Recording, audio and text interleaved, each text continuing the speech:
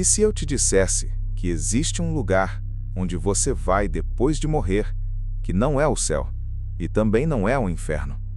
Um lugar que a igreja te ensinou a acreditar, mas que a Bíblia nunca chamou pelo nome. O que acontece com você no momento exato em que você morre? Você vai direto para o céu? Vai direto para o inferno? Ou existe algo entre esses dois destinos que a maioria das pessoas nunca questionou? Hoje, essa resposta vai te surpreender. O purgatório é definido como um estado intermediário de purificação após a morte. Segundo a Igreja Católica, pessoas que morreram em estado de graça, mas ainda carregando imperfeições, precisariam passar por esse processo de limpeza antes de poderem entrar na presença de Deus. Mas aqui está a pergunta que poucos têm coragem de fazer. A Bíblia menciona o purgatório? Em algum lugar, em algum versículo, a palavra de Deus usa essa palavra ou descreve esse lugar? A resposta é direta: não. Mesmo assim, existem textos que são usados para defender essa doutrina. O primeiro está em 2 Macabeus, capítulo 12, versículo 45. Esse texto fala sobre orações pelos mortos, sugerindo que haveria benefício espiritual após a morte. Mas há um problema sério aqui. 2 Macabeus não faz parte do cânone bíblico protestante. É um livro deuterocanônico, aceito pela Igreja Católica, mas não reconhecido por todas as tradições cristãs como palavra de Deus. O segundo texto é 1 Coríntios, capítulo 3, versículo 15. Paulo escreve: se a obra de alguém se queimar, sofrerá prejuízo, mas ele mesmo será salvo, todavia, como que pelo fogo. A Igreja Católica interpreta esse fogo como o processo purificatório do purgatório. Mas o contexto desse versículo é completamente diferente. Paulo está falando sobre obras, sobre o trabalho do ministério cristão, não sobre a purificação de almas após a morte. Se a Bíblia não menciona o purgatório, de onde veio essa doutrina? Você acha que uma doutrina sobre a vida após a morte deveria ter base clara nas Escrituras? Comenta aqui embaixo o que você pensa sobre isso, porque o que vou te mostrar agora vai te fazer questionar muito do que você aprendeu. A doutrina do purgatório não surgiu completa e pronta.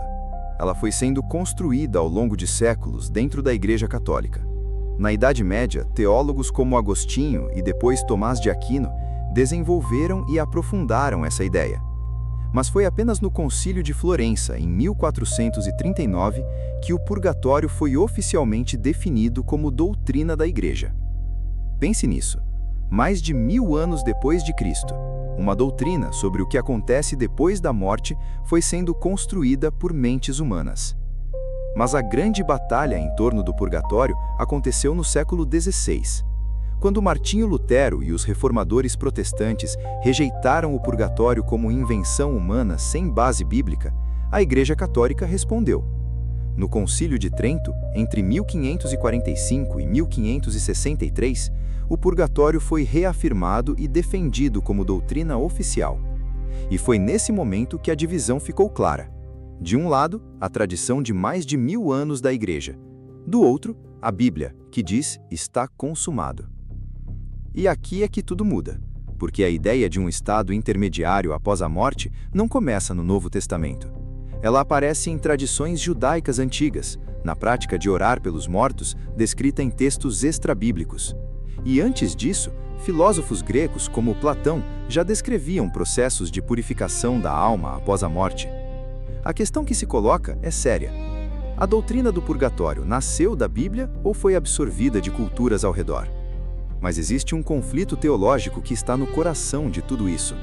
Se Jesus Cristo morreu na cruz para pagar completamente pelos seus pecados, se o sacrifício dele foi perfeito, total, suficiente, então por que ainda seria necessária uma purificação adicional? João 19:30 registra as últimas palavras de Jesus na cruz. Está consumado. Não está quase completo, não falta mais um pouco, está consumado. Mas a posição católica tem uma resposta para isso, e ela não é simples. A Igreja argumenta que o purgatório não nega a obra de Cristo, mas que ele une justiça e misericórdia. A ideia é que, mesmo com o perdão garantido, as consequências temporais do pecado ainda precisariam ser tratadas. Assim como um pai que perdoa o filho, mas ainda exige que ele repare o que quebrou. É uma lógica poderosa. Mas será que ela está alinhada com o que a Bíblia ensina sobre a graça? Você está vendo a tensão aqui. De um lado, a tradição de mais de 1000 anos da Igreja. Do outro, a Bíblia que diz está consumado. O que você acha? O purgatório é uma doutrina de misericórdia ou uma distorção da obra de Cristo? Comenta aqui embaixo, porque a seguir vamos entrar no que a Bíblia realmente diz sobre o destino da alma após a morte, e o que ela revela vai mudar a forma como você pensa sobre a eternidade. Então vamos à Bíblia. O que ela realmente diz sobre o que acontece com a alma no momento da morte?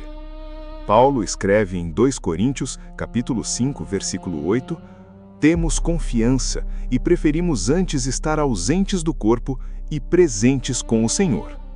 Ausentes do corpo, presentes com o Senhor. Não ausentes do corpo e em processo de purificação. Não ausentes do corpo e aguardando em um estado intermediário. Ausentes do corpo, presentes com o Senhor. E existe outro momento nas Escrituras que vai direto ao ponto. Lucas, capítulo 23, versículo 43. O ladrão crucificado ao lado de Jesus pede: Jesus, lembra-te de mim quando entrares no teu reino.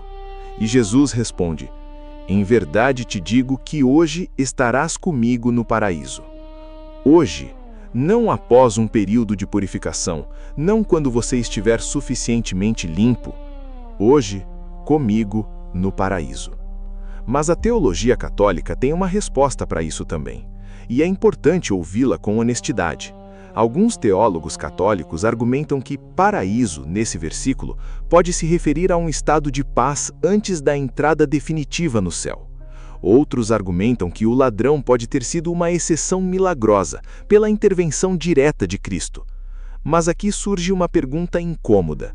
Se a doutrina precisa de exceções para se sustentar, será que ela realmente está fundamentada na palavra? Hebreus, capítulo 9, versículo 27. Uma das declarações mais diretas da Bíblia sobre a morte. Assim como aos homens está ordenado morrerem uma vez, e depois disso o juízo. Uma vez e depois o juízo. Não depois disso a purificação, não depois disso o processo intermediário. Depois disso, o juízo. A Bíblia não fala de estágios, ela fala de destinos. E Jesus mesmo narrou uma história que ilumina esse tema. A parábola do rico e Lázaro, Lucas capítulo 16. Quando ambos morrem, Lázaro vai imediatamente para junto de Abraão. O rico vai imediatamente para o Hades, um lugar de tormento. E quando o rico pede que Lázaro atravesse para aliviar seu sofrimento, Abraão responde: entre nós e vós está confirmado um grande abismo, de forma que os que querem passar daqui para lá não podem. Um abismo fixo, permanente, sem passagem. Então vamos reunir o que a Bíblia ensina claramente. Após a morte, a alma vai imediatamente para um destino. O crente, para a presença de Cristo, 2 Coríntios 5, 8. O incrédulo, para um lugar de separação, Lucas 16. A ressurreição dos mortos ainda está no futuro, 1 Tessalonicenses 4. E o julgamento final também está no futuro, Apocalipse 20. Mas em nenhum desses textos a Bíblia descreve um processo de purificação intermediário que o crente precise atravessar antes de estar com Deus. Você está percebendo o que está em jogo aqui? Não é apenas uma disputa teológica entre católicos e protestantes, é uma questão sobre a natureza da graça de Deus. Se você precisa ser purificado após a morte, isso significa que a obra de Cristo na cruz não foi suficiente para te purificar completamente? O que você acha? Comenta aqui embaixo. Quero saber o que você pensa sobre isso, porque a seguir vamos entrar no coração da polêmica. Efésios capítulo 2, versículos 8 e 9. Paulo é absolutamente claro. Porque pela graça sois salvos, por meio da fé. E isso não vem de vós, é dom de Deus, não vem das obras, para que ninguém se glorie. Pela graça, por meio da fé, dom de Deus, não das obras. Se a salvação é totalmente pela graça, Se nenhuma obra humana contribui para ela, então o que seria a purificação no purgatório, se não uma obra adicional necessária para completar o que Cristo já fez? E há outro versículo que atinge o coração dessa questão. 1 João, capítulo 1, versículo 7. O sangue de Jesus Cristo, seu Filho, nos purifica de todo pecado. Todo pecado. Não purifica dos pecados mortais, mas não dos veniais. Não purifica em parte e o restante você completa depois. Todo pecado. Se o sangue de Cristo purifica de todo pecado, qual seria então a função de um processo purificatório após a morte? Mas existe um capítulo dessa história que poucos conhecem, e que foi o estopim de uma das maiores rupturas da história do cristianismo: as indulgências. Na Idade Média, a Igreja Católica passou a vender cartas de indulgência, documentos que prometiam reduzir o tempo de um familiar no purgatório. Pague e seu ente querido sofre menos. Foi contra isso que Martinho Lutero pregou suas 95 teses na porta da igreja de Wittenberg, em 1517. Não era apenas teologia, era uma denúncia de que a doutrina do purgatório estava sendo usada para manipular e explorar o povo. Em 31 de outubro de 1517, um monge agostiniano chamado Martinho Lutero pregou na porta da igreja do castelo de Wittenberg um documento com 95 proposições. Ele não estava fundando uma nova religião, ele estava fazendo uma pergunta: como a igreja pode vender aquilo que só Deus pode dar? Essa pergunta iniciou a Reforma Protestante e dividiu o cristianismo ocidental para sempre. E o purgatório estava no centro disso tudo. E aqui chegamos a um ponto que poucos ousam tocar. Seria o purgatório uma forma velada de segunda chance após a morte? A Bíblia é explícita: a oportunidade de arrependimento existe nesta vida. Hebreus 9:27. Morre uma vez e depois o juízo. João 3:18 declara que quem não crê já está condenado. Não há nenhuma indicação bíblica de que existe uma janela de oportunidade após a morte.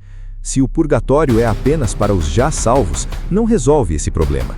Mas, historicamente, essa doutrina foi usada para suavizar a realidade da condenação eterna. E isso muda tudo. Mas aqui está o que é verdadeiramente reconfortante na perspectiva bíblica. Você não precisa de um purgatório, porque o que Cristo fez é suficiente. Romanos 8:1 declara: portanto, agora, nenhuma condenação há para os que estão em Cristo Jesus. Nenhuma condenação. Não pouca condenação. Não condenação reduzida conforme suas boas obras. Nenhuma. Se você está em Cristo, você já é justo perante Deus.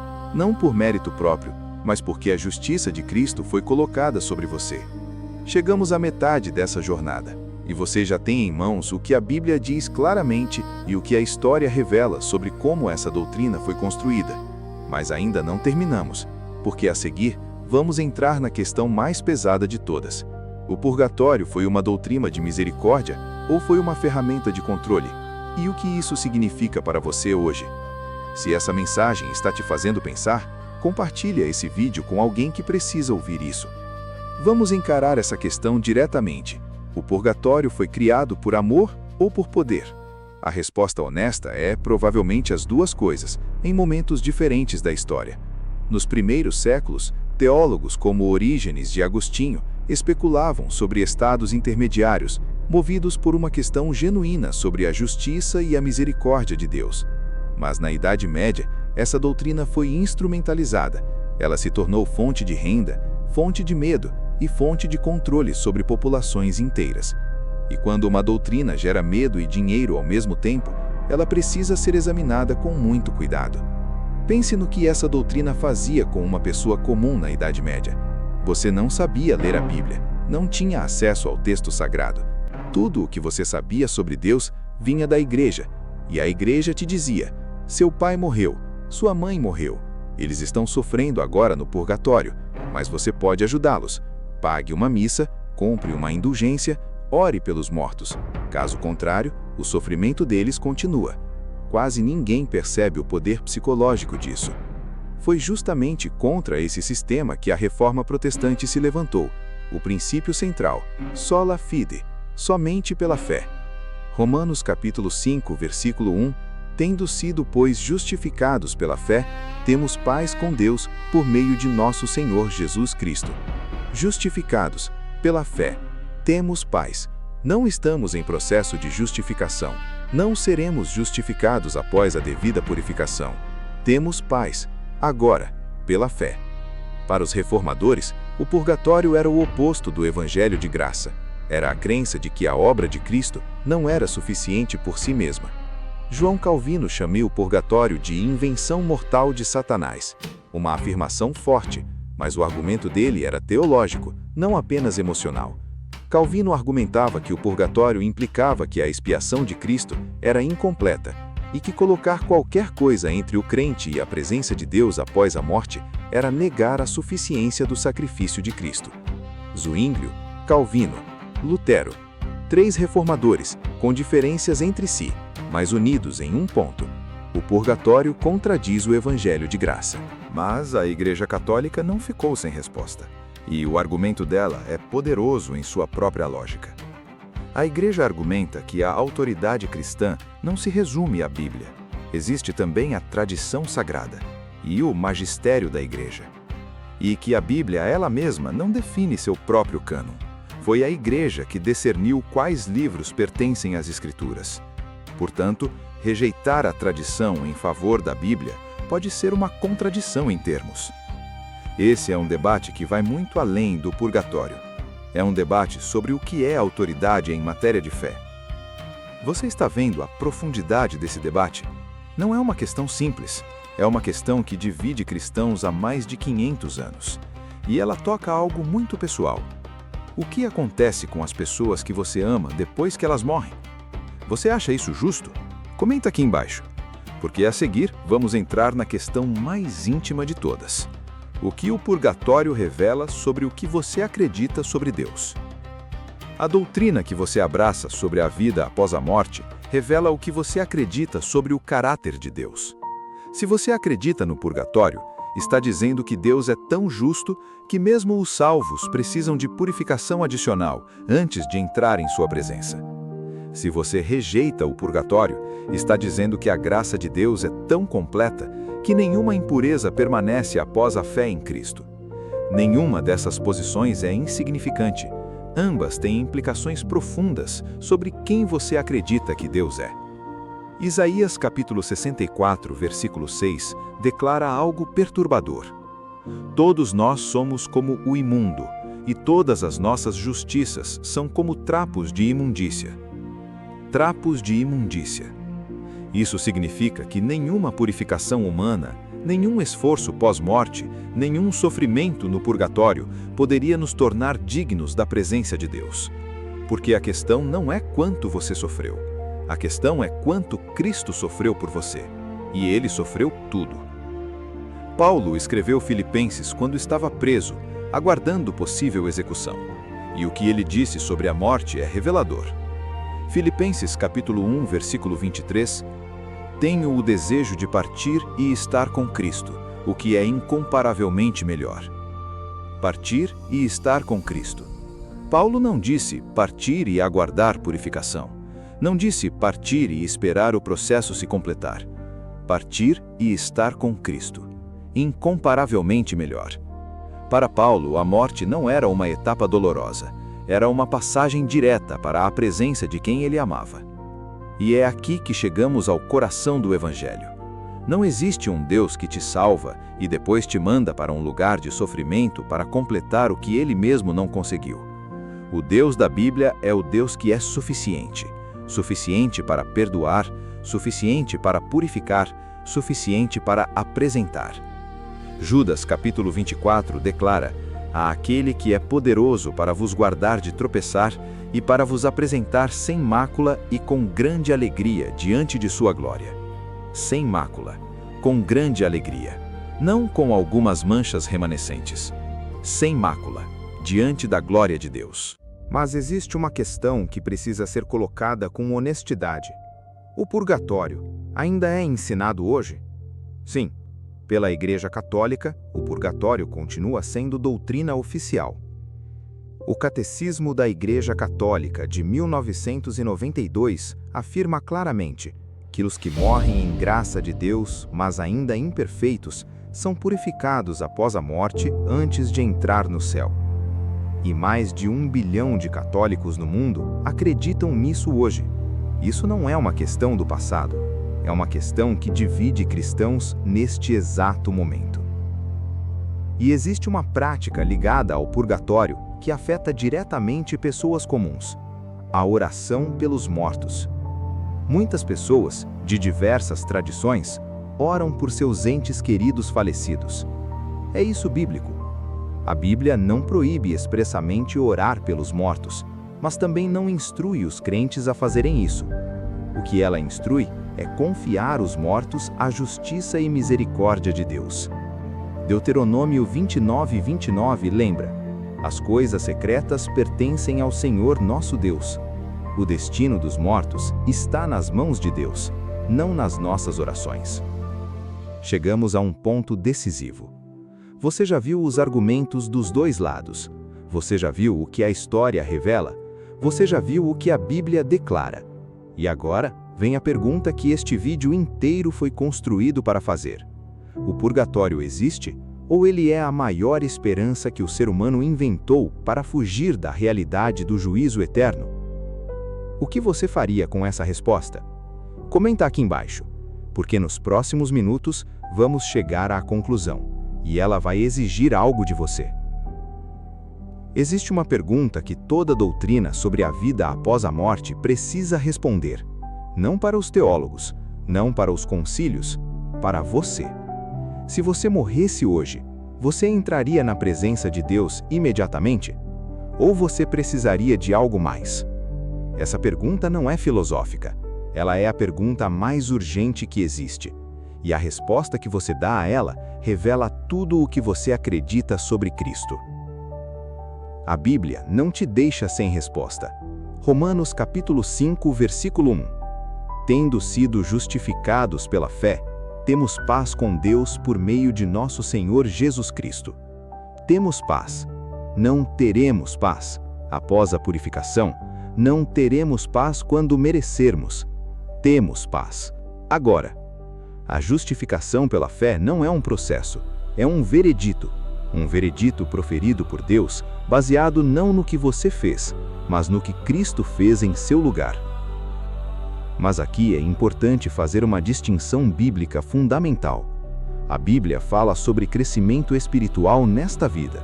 Isso se chama santificação, um processo real, contínuo de transformação pelo Espírito Santo.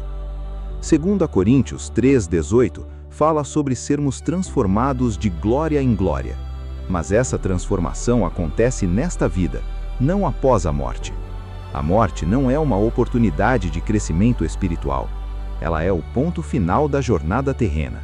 E o que acontece depois pertence à soberania de Deus, não à nossa capacidade de sofrer o suficiente.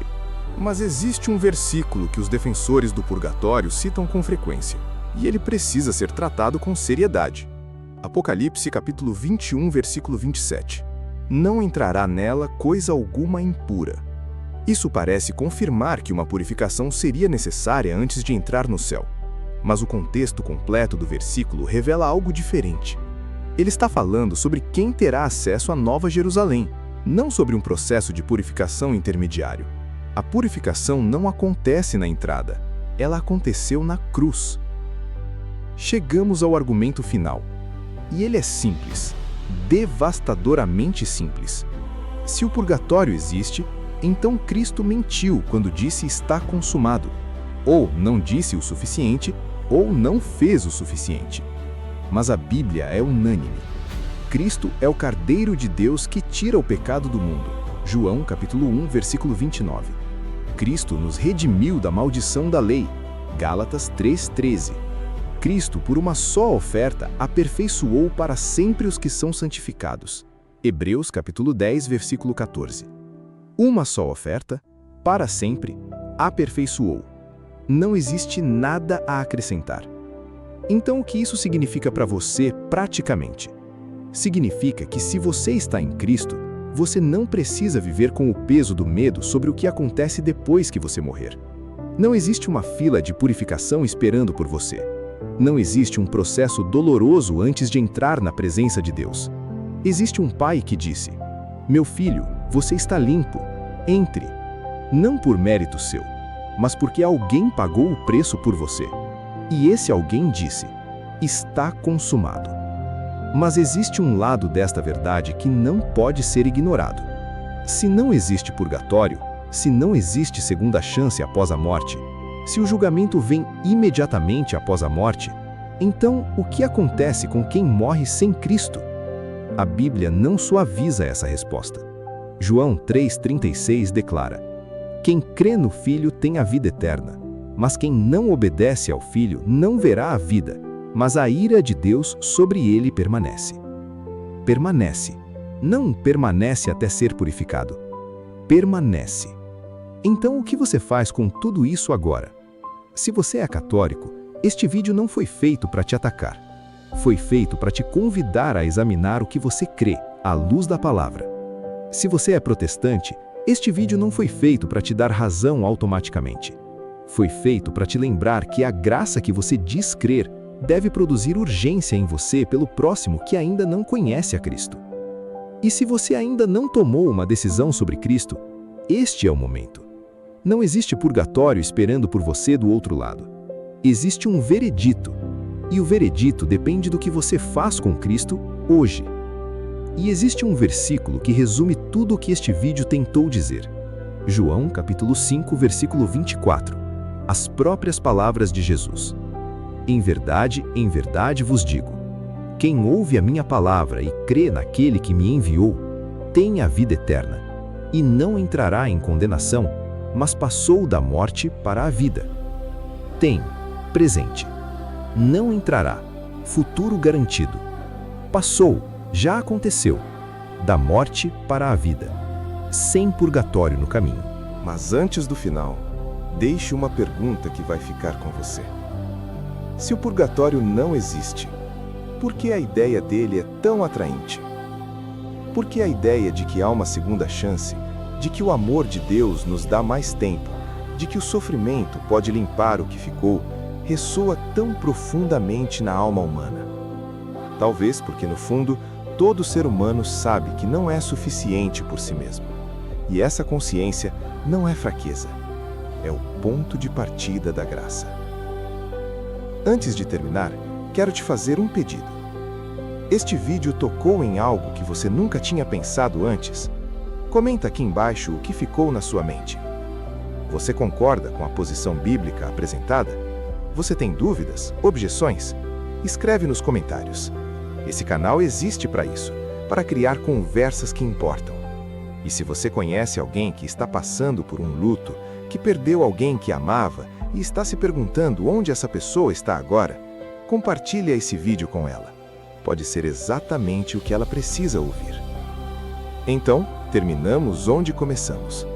O que acontece com você depois que você morre? A Bíblia deu a resposta.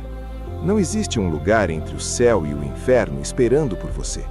Existe uma decisão que precisa ser tomada agora, nesta vida. E essa decisão tem um nome: Jesus Cristo. Não a religião que você pratica, não as obras que você acumula, não o sofrimento que você vai suportar depois. Cristo, agora, nesta vida. Porque depois, o veredito já está proferido. O purgatório existe? Baseado na palavra de Deus, a resposta é não. Mas o que existe é um Deus que te amou o suficiente para não te deixar depender de nada além do sacrifício do seu Filho. Um Deus que não precisou de um lugar de purificação intermediário, porque o sangue de Cristo é suficiente para purificar de todo o pecado. Um Deus cujo amor não tem uma fila de espera. E uma pergunta que fica: se isso é verdade, o que você vai fazer com esse amor hoje? Se essa mensagem falou com você, siga o canal e deixe seu like. Isso ajuda a levar essa verdade mais longe e permite que mais pessoas conheçam a palavra. Até o próximo vídeo.